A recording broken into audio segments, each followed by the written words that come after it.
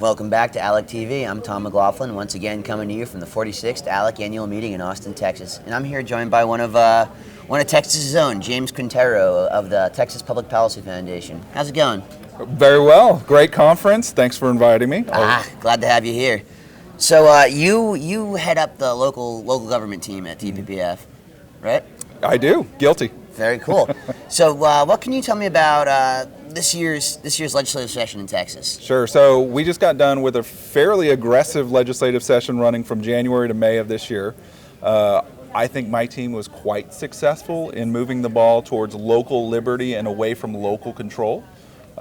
We saw a number of different wins, including property tax reform, ending forced annexation, a lot of movement on local government debt.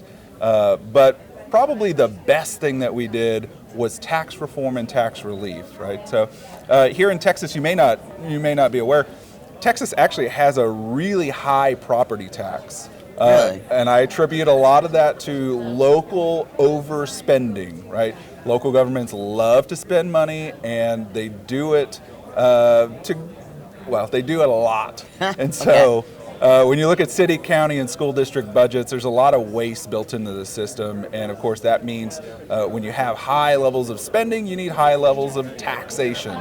Sounds like New Jersey to me. So one of the things that we did this legislative session is we said, okay, well, clearly there's a need for a little bit better way of doing things. And so when it comes to property taxes, what we did is we said, okay, local governments, from one year to the next, you can still grow your property tax revenues, but you have to do it at a little bit less of a rate than you did in the past. So whereas in the past they could do an 8% year-over-year increase before triggering, without public input. Right. Instead of that system, we said, well, now you have a 3.5% revenue limitation in place, and if you want more than that, you can. But you have to go and ask the public's permission. You have to go win an election and explain to people why it is that you need all of this extra money. Sounds pretty reasonable to me.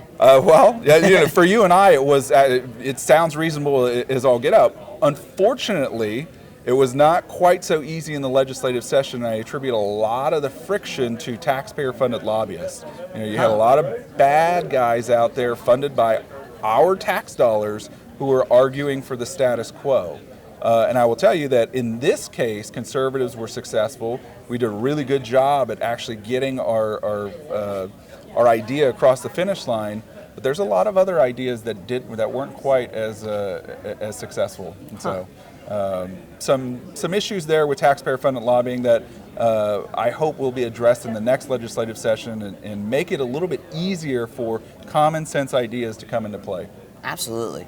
I actually kind of want to go back to something that you said because it sounded interesting to me, and I've never really heard of it, so maybe you can clear it up. This forced annexation thing you were talking about, what can you tell me about that?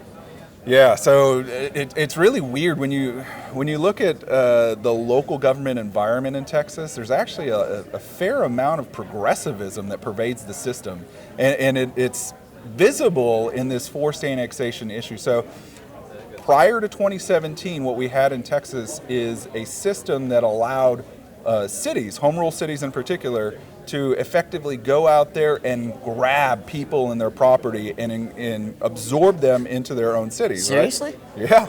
Wow. And the system is the closest thing I've seen in Texas to taxation without representation. Right. These folks had absolutely were allowed no consent in the process. They were effectively pushed out of the democratic system.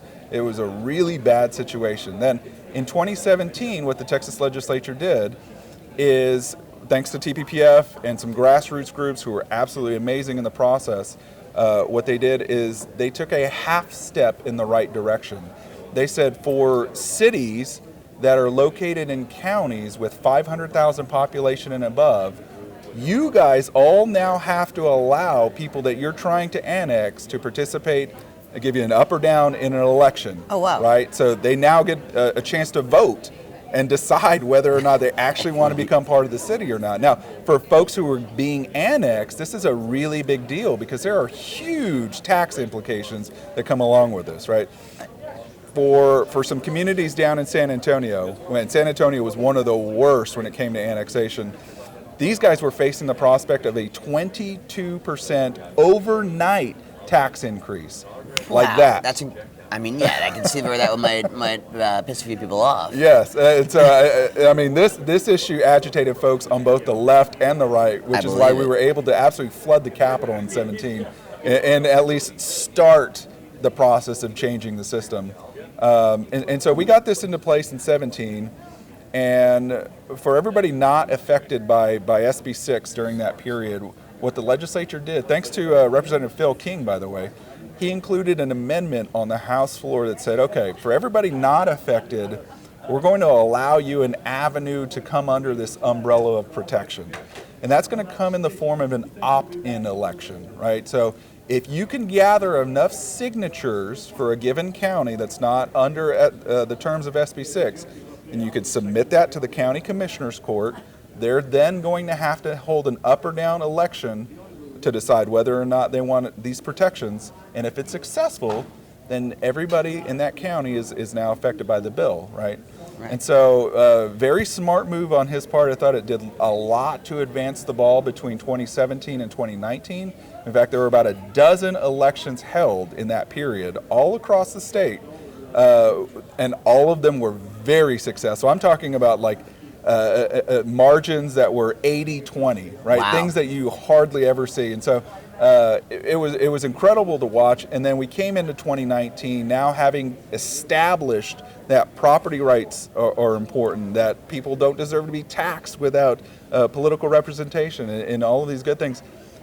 We built on that, and we effectively ended forced annexation this last legislative session. No longer can people be forcibly annexed by home rule cities in Texas anymore. That's incredible. Well, it seems like you guys are really doing a great job looking out for the taxpayers in Texas, huh? Well, there's still a lot of room to grow. One of the things that I'm most excited about is Texas Public Policy Foundation launched a litigation operation about 3 to 4 years ago.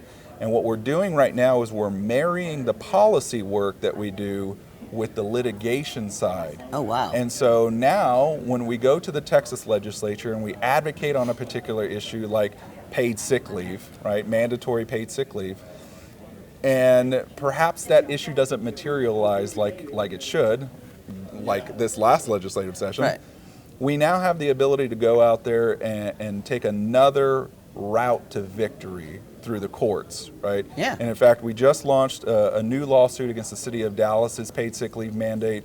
We're taking them to court in a federal lawsuit that very much mimics another case that we have against the city of Austin and its paid sick leave mandate.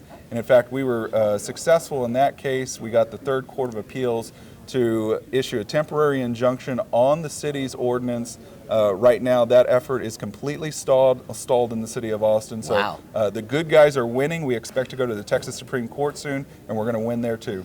Awesome. Well, hey, best of luck going forward, and thank you so much for your time. James Quintero from the Texas Public Policy Foundation. Thank you. Absolutely, man. Pleasure. Thanks so much.